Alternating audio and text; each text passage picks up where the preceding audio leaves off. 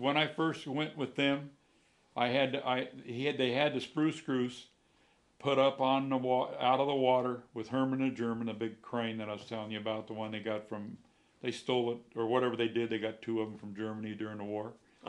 And that's what they put it up on, and then they had security around that place. I'm talking about they put up fencing all the way around the Spruce Goose, and then they made a dog run, and they put tap dogs in there. And you had to go through fences to get in there, to a special gate with guards. And I went through it, and they covered it all. I guess I should tell it all. They covered it first. We covered it with tarps. The winds come and started tearing the tarps apart. So what they did is they hired a guy that was a fish guy that knew how to sew nets together, and I run him around in my crane because I had the longest crane to put these fish nets over the stuff, and so it couldn't blow away. And he'd get up there, and I mean, it was good for me because I got a lot of hours in there, you know. Sure. But it was kind of interesting to see it, and then I got to go in the plane when it was before anybody did anything to it. After we worked on this for so long, before they moved it into the building, it was over in Long Beach, which I never figured why they took it out. What vintage, what era was this? This is about, I'm guessing the Spruce Goose part was probably maybe the 80s by then. Oh, it was in the 80s? Yeah, back probably. Then? Oh. Yeah, it could have been 80s. And, you know, time goes by fast, but 80s to 90s. I had a crane way back, so I had a crane a long time, so I remember going down there and getting that job and having the longest crane. I got more hours than most guys did. This was all done in so much security. I guess they're afraid somebody would steal or something. I don't know. Steal parts up. But why do you put guard dogs around a plane after they put it in there? I never got involved with it until after they set it. This was up before they moved it. And that's how I seen the car in that hangar. I was over there doing stuff. I was over there with the Penske's even. You know, they had a sale of some sort in there. I remember going in looking for something in the place, and what is that over there? And it's kind of, I seen it again. Oh, that's Howard Hughes's car. He's going to make it for the movies, and that's movie stuff. Well, that didn't really do much for me. It's movie stuff, you know. Half the movie stuff is phony anyway. Right. And I looked over there, but it was there, but it wasn't like it is now. I mean, it wasn't all really like the picture he showed me. That was restored. You mean restored? Yeah, it was unrestored. Yeah, yeah. It was like this. This is the article that was in the Lincoln Collectors Club magazine, and you can see that it was primered and not. In that yeah. It was nothing that it wasn't a finished thing. But Lincoln, see, he liked Lincoln. It was a Lincoln car. Right. They called it a Lincoln car, as far as I remember. Right.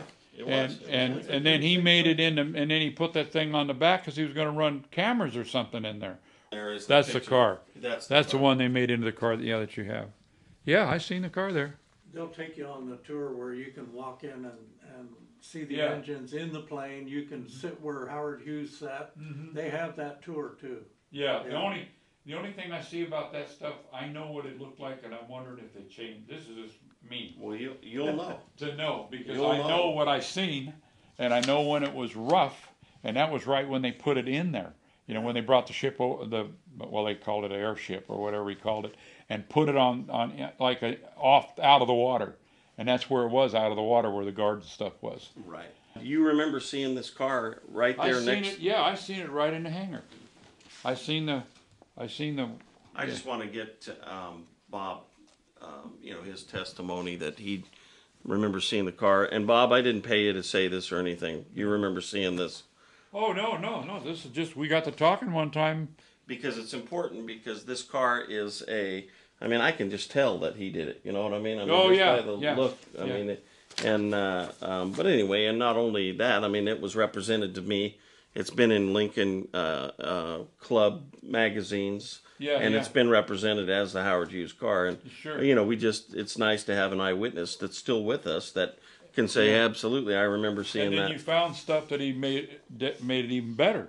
Oh yeah, we found his credit card. A credit card, yeah. And then also a pamphlet from Hughes Aircraft for some equipment that he made that was in the car as well. Yeah, the guy made stuff. It wasn't so much how it looked. It's just he would do it the practical way.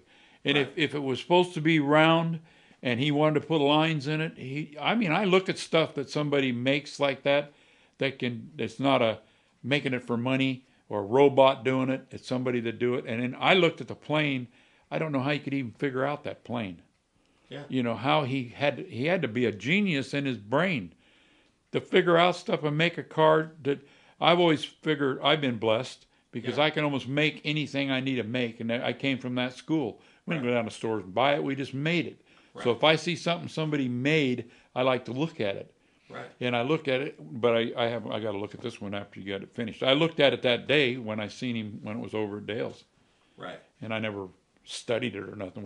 I don't remember what we were doing. I think you guys were getting ready to leave or whatever at the time. Yeah. And I was just saying something to you, and then you left. And then I didn't see any more till he called me back up. That's super. Yeah, that's neat. Anyway, But you got a good thing there. You bet. No, sure. No, it's the real deal. And it's something to do with his whole. I don't know what the collectors and guys that like used stuff. I mean, he had airplane's a big thing to be a collector of. Oh, you know, and then if he has a car and he has other stuff that he has, I'd love to have a whole garage full of that kind of stuff.